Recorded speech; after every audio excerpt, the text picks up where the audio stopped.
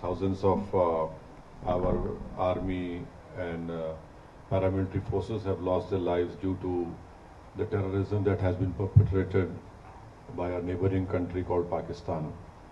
And what happened in Pahalgam on 22nd of April was a ghastly massacre. And this was done by terrorists who who are Takfiri terrorists, who rounded up all men, separated the women and children, and shot dead all the men who were there, who had non-Muslim names and who could not pronounce or utter the kalima, and they were shot in their head. So this was the most gruesome massacre which took place in recent history in India. And as a result, subsequently, you know that my government had to reply on the 8th of May, and we had hit 9 headquarters of proscribed terrorist organizations which were proscribed by United Nations. And then subsequently, you know, the developments that took place, the Pakistani DGMO had to call the India DGMO asking for a cessation of all firing. So we want to bring to your notice that Pakistan has been indulging in this terrorism for many, many years. And there has been many questions that why don't you speak to them? Why don't you talk to them? Now, in recent past, when in Mumbai the famous 26/11 terrorist incident happened, wherein trained terrorists from Pakistan landed up in the financial capital of our country and started massacring people in a railway station. Then they shifted to 5-star hotels, and then they started massacring people over there. So fortunately for us, because of the bravery of the Mumbai police, one terrorist was caught alive. His name was Ajmal Kasab. The Indian legal system followed all the due process of law, and Ajmal Kasab was sentenced to death. And Ajmal Kasab revealed many things. Our agencies were capable enough to record the audio conversations which a terrorist group sitting in Pakistan were having with terrorists who were killing Indians in 5-star hotels. And those conversations, they were clearly telling them, don't lose heart, kill as many Indians as you can and you'll go to Jannah. This was the conversations that were recorded. So after 26/11, my government, headed by the then Prime Minister, Dr. Manmohan Singh, late Manmohan Singh, the Indian investigators went to Pakistan, gave them all the evidence, the DNA and everything. And even some American citizens were killed in this terrorist act. But you'll be surprised to know that nothing moved forward. Many times Indian investigators went to Pakistan, Lahore, Islamabad, but nothing moved forward.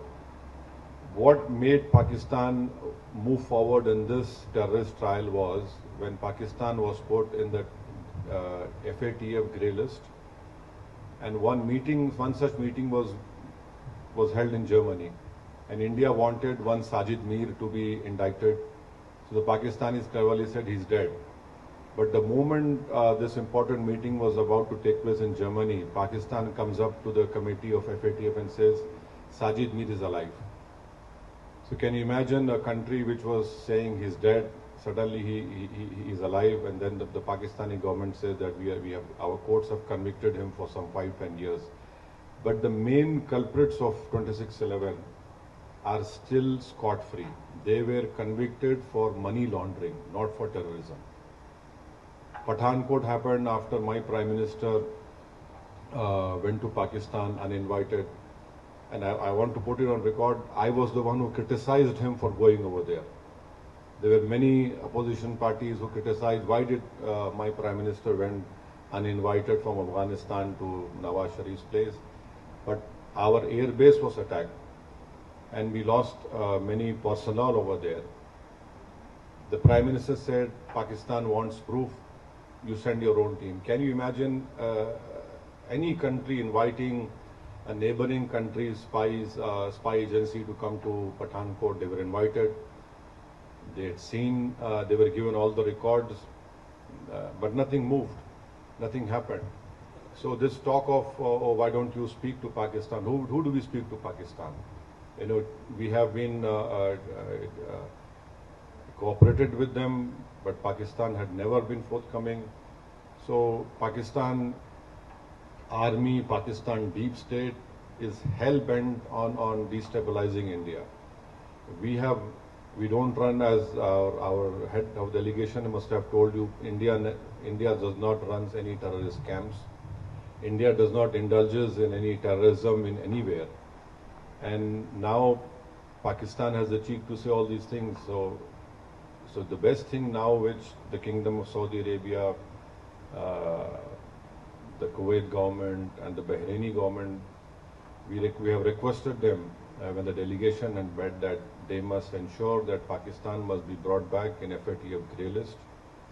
That is where we will be able to control this terror financing of all these terrorist organizations. And do you know that when this person was made the field marshal in Pakistan, a US designated terrorist called Muhammad Ehsan was sitting right beside the field marshal. So this is complete. He's a US designated terrorist called Muhammad Ehsan. And there are photographs him shaking hands with this field marshal. So there is a clear-cut evidence of Pakistan's involvement. These terrorist groups are prospering over there. They are being trained over there. And their whole task is to destabilize India, to create more Hindu-Muslim riots in India. And the most unfortunate part is that Pakistan gives out a wrong message to the Arab world and to the Muslim world that we are a Muslim country and India is not a Muslim country. But Your Excellency, you know, you have more knowledge about worldly affairs, that there are 240 million proud Indian Muslims living in India.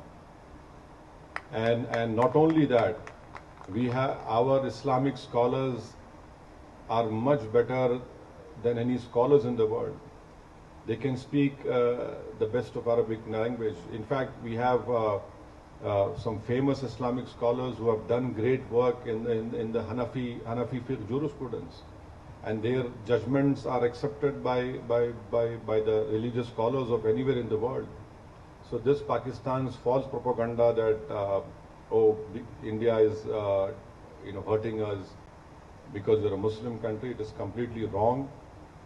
And in fact, Pakistan, if it stops these Takfiri terrorist groups, there will be stability in South Asia, there will be progress in South Asia. And Pakistan has put obstacles even in the SAARC. India wanted a bilateral railway agreement between all the SAARC countries. India wanted Bangladesh, India train, but Pakistan has always not allowed it. So we hope that our delegation, which is here on this purpose to request you to bring to your light what Pakistan has been doing in India, and this false propaganda of Pakistan that they have this great military prowess and nothing like that. What happened on the 9th? Their 9 air bases were targeted. If India had wanted, we could have completely damaged those air bases, but we wanted to show them a mirror and say that, look, we are warning you, don't do it. Don't force us to go on that path, wherein instead of creating a crater, we'll create graves for you. But 9 terrorist organizations' headquarters were targeted, and another shocking thing was this person who led the Namaz-e-Janaza of all those terrorists who were killed over there. The Namaz-e-Janaza was performed by a person who's again a designated US terrorist. And in Namaz-e-Janaza you have these proscribed organization members along with the Pakistani army. So this is a clear proof, and this TRF, which is a new name for LET, we had gone to the United Nations not once, 4 times, and told the United Nations Sanction Committee 1624 that This is a new name of this terrorist organization. We said this in December 23, we said this in now May 24, and unfortunately our fears had come true, and we lost 26 young people.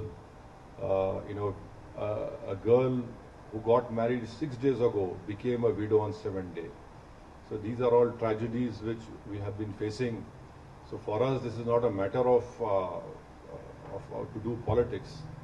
Yes, when we go back, we'll be opposing BJP, we'll be opposing Nishikant Dubey tooth and nail. But here, this is a matter of security of our country, integrity of our country, and we would request the Kingdom of Saudi Arabia also that you have faced terrorist acts in May 2003 and 8 years ago at Aramco, so we hope that, and also you know very well that the Ulema Council of Saudi Arabia have given a fatwa against terrorism. In that fatwa, they have clearly stated that financing of terrorism, you are complicit in the terror act. We hope that the Kingdom of Saudi Arabia has stood with us, and we are proud of the relationship which we have with Kingdom of Saudi Arabia. There are 2.7 Indians who are living over here comfortably, and they are part of, they send around about 6% of foreign exchange to India. There are many Indian companies who are investing in India. The bilateral trade is to the tune of $49 billion. I hope it increases. We are hoping that this relationship will be more prosperous, will be strengthened. We have a strategic relationship with Kingdom of Saudi Arabia. We have done naval exercises together. We have done, our armies have done exercises together. And His Highness the Crown Prince, when he came to India in 2019, had stated that they will be investing around about $100 billion in India. So yes, this is a great relationship which we have with Kingdom of Saudi Arabia, and we hope that Pakistan will be stopped from indulging in wanton terrorism in India. Their misadventures should end. It is not good for them also, because let me tell you very frankly that people of India are sick and tired of this terrorism being perpetrated by Pakistan, and Pakistan's deep state and military, and in fact you in Riyadh you have the Islamic nations ICMTC over here, and so it's an additionally very important that we stop Pakistan from what it is doing.